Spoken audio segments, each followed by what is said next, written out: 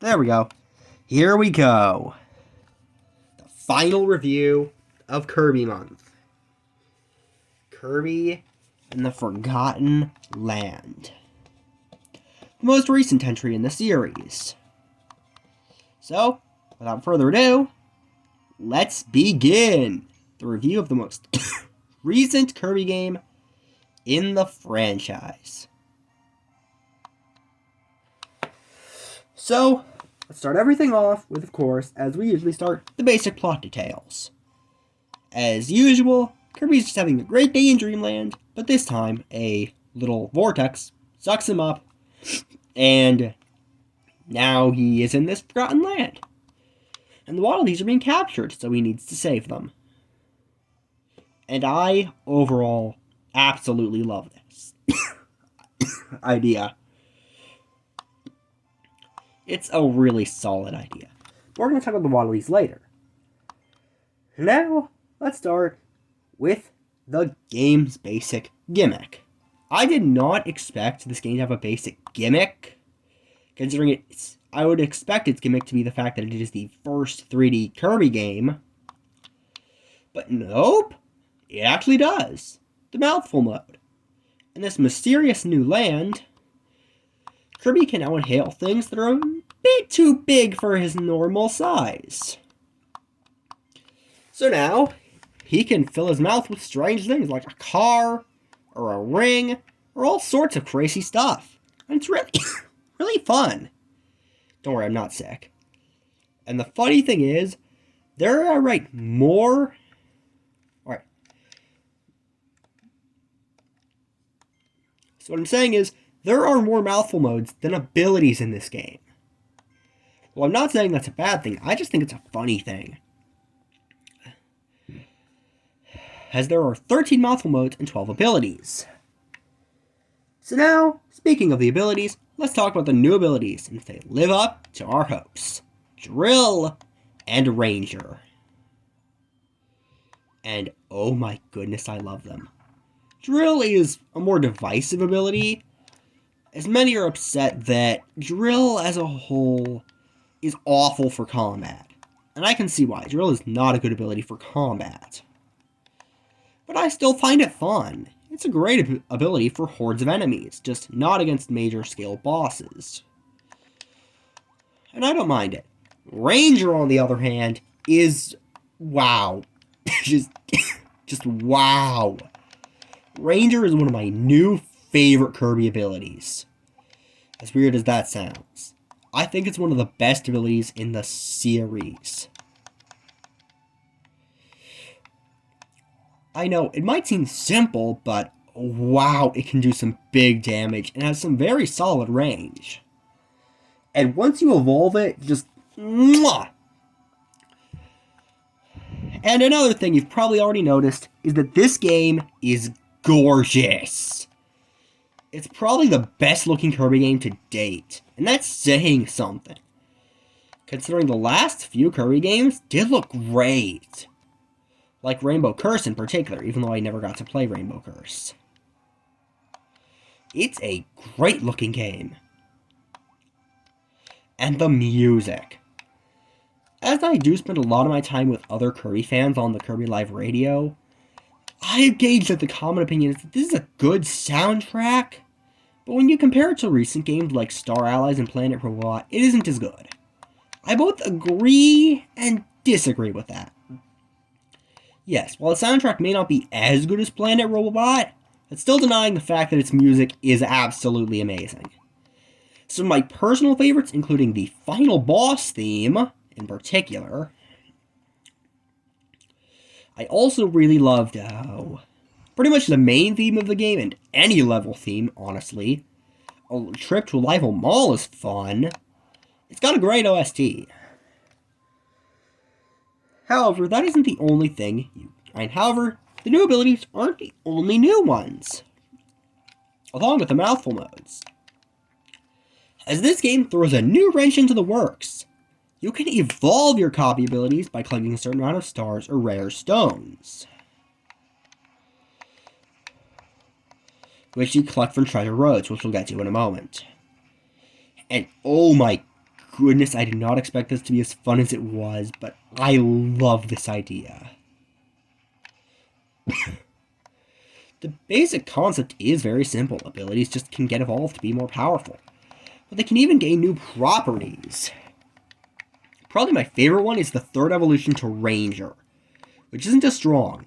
It's absolutely broken. And that's probably one issue with these evolved copy abilities. They can be sort of broken at points. Especially when you get the ability to make them even stronger when you beat the game, as you saw earlier. But I still like this. And now for the treasure roads. Basically, they're little mini challenges using certain abilities that you can sort of test your knowledge of. You can learn how they work, and get a rare stone, which is important and integral for evolving the copy abilities.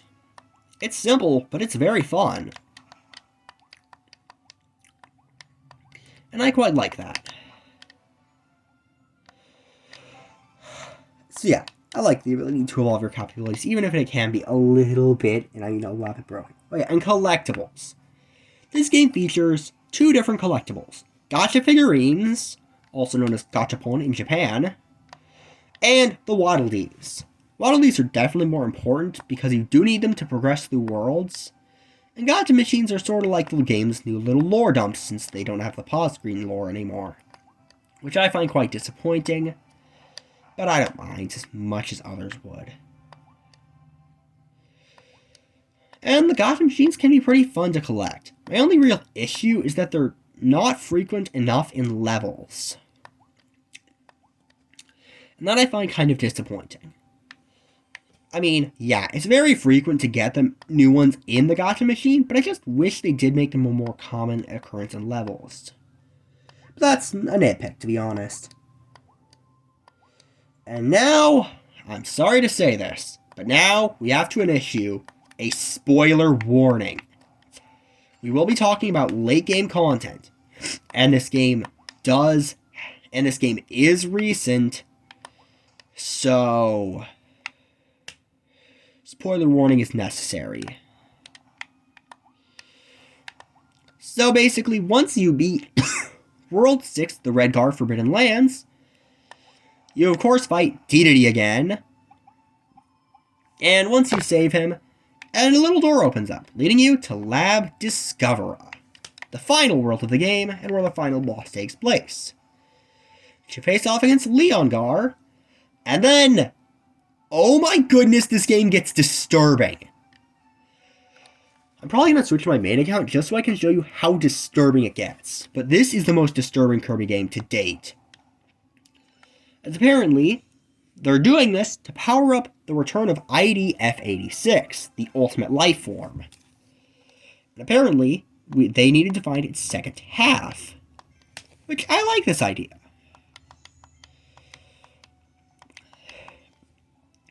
And then, it just goes into absolute terror, because Fecto Forgo is the most disturbing thing I've seen in a Kirby game. And I think I'm going to show you how disturbing it gets. I don't actually mind the fact that a Kirby game is disturbing. I love it when a Kirby game is disturbing. How do I change files again? But yeah, I quite love that. And the final battle against Fecto Elfilis is absolutely one of the best in the series. I absolutely love it. And the design of Fecto Elfilis looks like something out of a rock album. As someone who isn't a rock fan, though, that is a big compliment. It's quite beautiful. So now, let's talk about the post-game, which is certainly amazing. I love the post-game. This is what I was talking about, by the way. This was that disturbing thing. So, apparently Leon's soul is now shattered into 300 pieces. And you need to go into Forgo Dreams, whatever that is. I haven't been paying much attention to this game's lore. And save Leongar. And it's actually really good. It's my favorite post-game, because these collectibles aren't always easy to find and can require some fun puzzles. And then you have a run-in with the one, the only, our best friend Morphonite, which is actually really good. I like the battle with Morphonite.